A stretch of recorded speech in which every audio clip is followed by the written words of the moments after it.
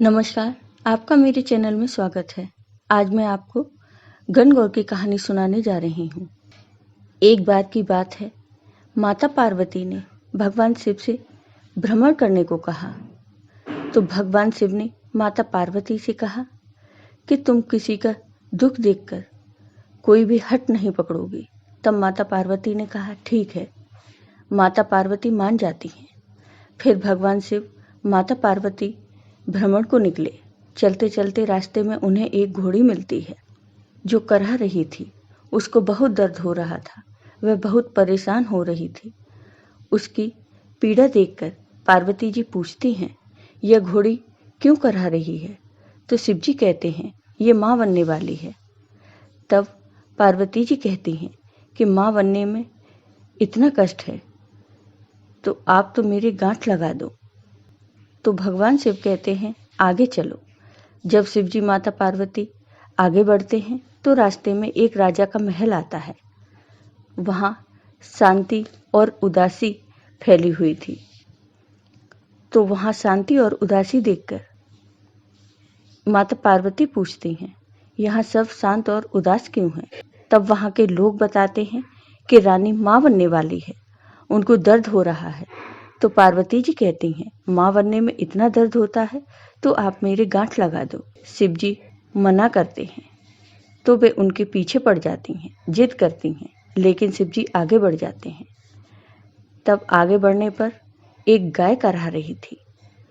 उसको देखकर पार्वती जी पूछती हैं, यह गाय क्यों करहा रही है?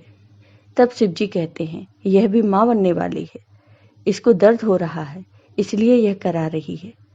अब तो पार्वती जी हट करने लगी, बोली, आप तो मेरी गांठ लगा दो। पार्वती जी के कहने पर शिव जी पार्वती जी की गांठ लगा देते हैं। आगे बढ़ते हैं तो एक गांव में पहुंचते हैं। उस दिन गणगौर की पूजा थी। गांव की सभी औरतें गणगौर का पूजन कर रही थीं। तो पार्वती जी उनको देखकर वहां चली गईं। वे महिलाएं जैसे ही पार्वती जी को देखती हैं, उनकी पूजा करने लगती हैं। इस पर पार्वती जी खुश होकर उनको सारा सुहाग बांट देती हैं। शिव जी पार्वती जी को ढूंढते ढूंढते वहां पहुंचते हैं तो पार्वती जी को फूल पत्तों से ढका हुआ पाते हैं। तो शिव जी पार्वती जी से चलने को कहते हैं। इतने में कुछ दूसरी औरतें आ जाती हैं। वे भी आकर पार्वती माँ की पूजा अर्चना करती हैं। पार्वती जी उनसे भी खुश हो जाती हैं। जब सुहाग बांटने की बारी आती है तो शिव जी कहते हैं, अब इनको क्या सुहाग दोगी? आप तो पहले ही सारा सुहाग बांट चुकी हो। तब पार्वती जी अपनी चट्टी उंगली से मेहंदी, मांग से सिंदूर और कोरे से काजल निकालकर उन्हें कोरे कलश में भर पानी में घोलकर सब पर छींटे मारती हैं। इस तरह उन्हें सुहाग देकर आगे चलती हैं। इस प्रकार चलते चलते दोनों पार्वती जी के पीहर पहुंच जाते हैं। पार्वती जी के पीहर में उनकी बहुत आवभगत होती है। उनके लिए बहुत पकवान बनाए जाते हैं, मिष्ठान बनाए जाते हैं। शिव जी सारा खाना खा जाते हैं। पार्वती जी के लिए कुछ नहीं बचता। तो पार्वती जी बथुआ का साग खाकर पानी पी लेती हैं। जब दोपहर में दोनों विश्राम कर रहे होते हैं तो शिव जी पार्वती जी से पूछते हैं, आपने क्या खाया? इस पर पार्वती जी कहती हैं, जो आपने खाया। कुछ समय बाद पार्वती जी को नींद आ जाती है।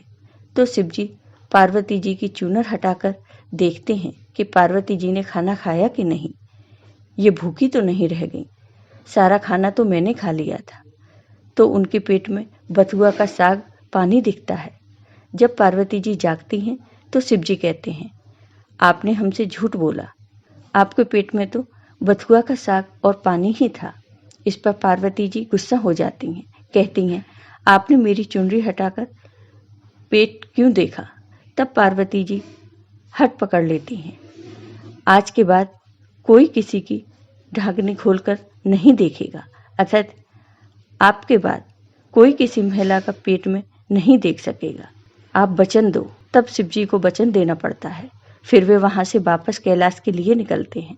तो लौटते में उनको वही गाय मिलती है, अपने बछड़े को चाटती हुई, बछड़े को प्यार करती हुई। गाय को खुश देखती हैं तो माता पार्वती जी कहती हैं, माँ बनकर इतना सुख मिलता है, आप तो मेरी गांठ खोल दो। शिव जी आगे बढ़ते हैं, कहते हैं मैंने तो आपसे पहले ही कहा था, गांठ मत लगवाओ।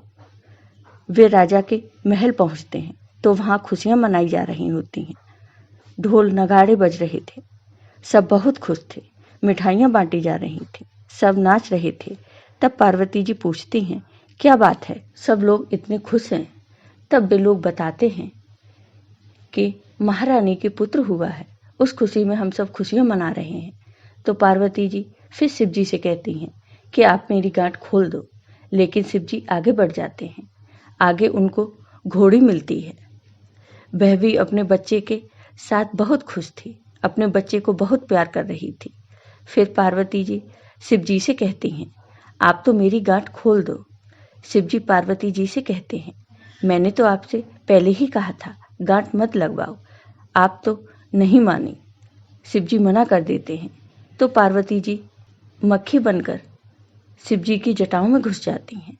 वह शिव जी को मिलती नहीं है, तो शिव जी को पार्वती जी की गांठ खोलनी पड़ती है। फिर दोनों कैलाश पहुंचते हैं।